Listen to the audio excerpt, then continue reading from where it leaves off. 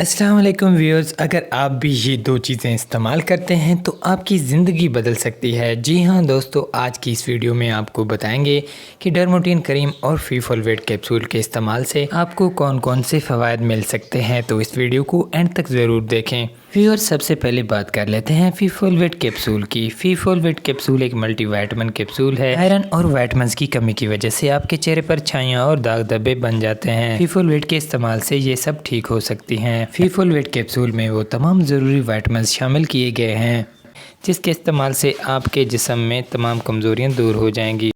डर्मोटीन cream एक काफ़ी famous cream है जो कि स्किन वाइटनिंग के लिए, पिगमेंटेशन के लिए और पिंपल एक्ने मार्क्स के लिए यूज़ की जाती है। इस क्रीम के लगातार इस्तेमाल से आपकी रंगत भी निखरेगी और रंगत आपकी गोरी होने के साथ साथ आपके चेहरे पर मौजूद पिंपल्स एक्ने के निशानात ख़त्म होकर आपकी जल्द बेदाग हो जाएगी। फीफोलवेट कैप्सूल और डर्मोटीन दोनों ही मेडिकेटेड हैं और आपको किसी भी फार्मेसी या मेडिकल स्टोर से इजीली मिल जाएंगी।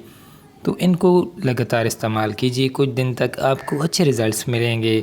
वीडियो पसंद आई हो तो वीडियो को लाइक करें और इस तरह की और वीडियोस देखने के लिए चैनल को सब्सक्राइब कर लें।